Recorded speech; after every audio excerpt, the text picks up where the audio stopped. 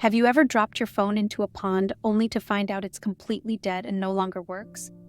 Typically, you'd go to a store, buy a new phone, and retrieve your backed up data from cloud services like Google or Amazon. Your phone had local memory and cloud memory. Anything not backed up in local memory is lost with the submerged phone's demise. However, anything on cloud storage can be retrieved and used afresh. Can we apply this analogy to the human physical body? After the death of the physical body, is our consciousness retrieved in a new physical body? This leads us to the idea of reincarnation. I have multiple reasons to support the idea of reincarnation, similar to the phone analogy. Jim Tucker and Ian Stevenson have conducted extensive research on children who claim to have memories of past lives. These children are found worldwide, from families that either believe in reincarnation, do not believe in it, or even outright reject the idea. For Ian, he spent the bulk of the next 40 years, the last 40 years of his life investigating these cases. And he published numerous papers and books about them. One of his books was reviewed in JAMA, the Journal of the American Medical Association, and the reviewer, who was actually the book review editor, wrote, "In regard to reincarnation, he has painstakingly and unemotionally collected a detailed series of cases from India, cases in which the evidence is difficult to explain on any other grounds. He has placed on record a large amount of data that cannot be ignored." Now, the latter part of that turned out not really to be true in the sense that many people did ignore it. He eventually got several psychologists and anthropologists involved in studying them independently. I came on later as a child psychiatrist. I got intrigued and eventually called up the division and asked to volunteer some time, and kind of one thing led to another. And I've been full-time at UVA since 2000.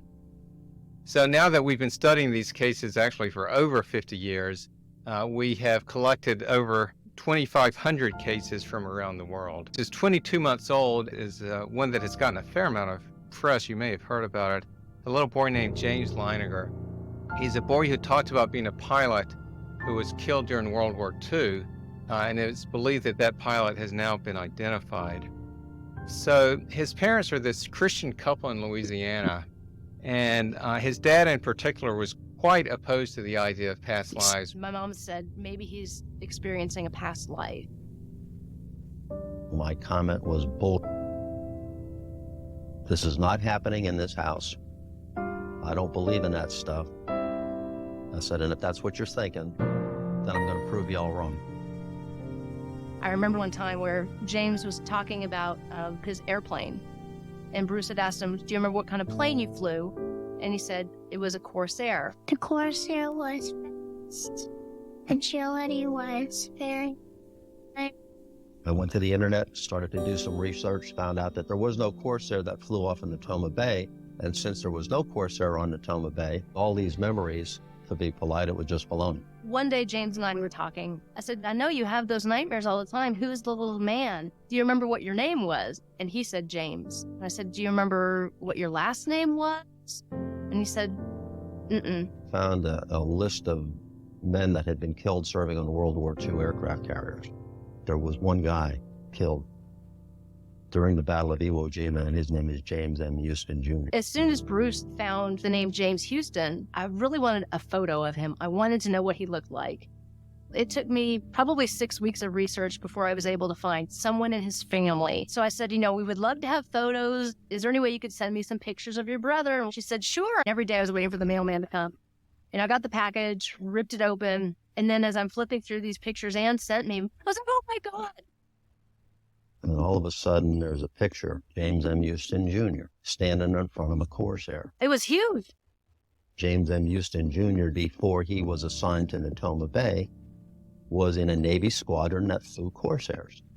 Shortly after Andrea found James M. Houston, Jr.'s sister, Ann Barron, we had the opportunity to visit with her. But if our physical body becomes dysfunctional and decomposes after death, can memory survive? Could it be that we have a local memory in our brain and a type of cloud memory, akin to cloud storage used by services like Google and Amazon, as suggested by our phone analogy? Who would own these cloud storages? Could an advanced alien civilization be responsible? No one knows, but let's consider what memory is from a scientific viewpoint. The term engram refers to the hypothetical physical representation or trace of a memory in the brain. It was coined in the early 20th century by German zoologist Richard Seemann, who used it to describe the lasting changes in the nervous system attributed to memory. The quest to understand and identify engrams has been central to memory research for decades, with scientists striving to figure out how memories are encoded and stored in the brain. Carl Lashley's work, which led to the conclusion that memory is non-local, is foundational in neuropsychology and memory research. His most influential work took place from the 1920s to the 1950s, as he sought to understand how and where memories are stored in the brain. Lashley's experiments, particularly on rats, aimed to identify specific brain areas responsible for memory storage, a concept known as the localization of function. However, his findings suggested that memories are not stored in any single location, leading to the principles of mass action and equipotentiality, which propose that the brain operates as a whole rather than isolating functions to specific areas. The holographic theory of memory, proposed by Karl Pribram, suggests that memory operates similarly to a hologram, where each part contains the whole. This theory posits that information is not stored in specific locations, but is distributed across the entirety of the brain. And I do not really approve of the way psychologists go about studying their science, which is not the way Skinner or the behaviorists did, but of hypothetical deductive, that you make hypotheses and test them, then it either confirms or disconfirms the hypothesis. Nobody ever looks at the thesis out of which the hypothesis came, and so on and so forth. No, everything was generated directly from the findings in the laboratory, and made the large removals trying to find out what agnosias were about, essentially, or frontal lobe lesions, lobotomies were all about, and found something. And then I pursued the findings. And the holographic thing comes really out of the clinical studies that showed that individual memories aren't lost. And we then found that also with smaller lesions in the brain, that individual engrams or memory traces are not lost. That means it's distributed. The locality of memory and its mysteries remain under-researched topics among neuroscientists. What if the story isn't about reincarnation? Could it be explained differently? Despite the rarity of validated claims of past life memories, the detailed accounts collected by researchers like Tucker challenge the notion of mere coincidence. Yet if the universe's existence is a result of randomness and chance, perhaps these stories could also be random coincidences.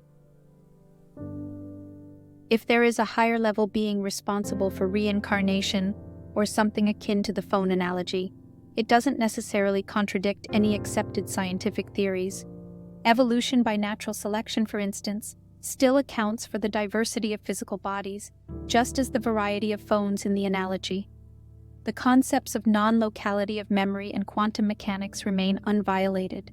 Thus, we can offer some explanations for these children's stories, or even maybe to some of the unexplained UFOs.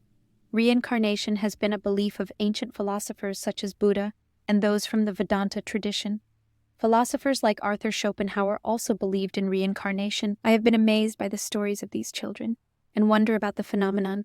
While some stories may be influenced by parents or be the result of forgotten memories or suggestions, as with any data analysis, the more data available, the less impact false stories and incorrect claims have.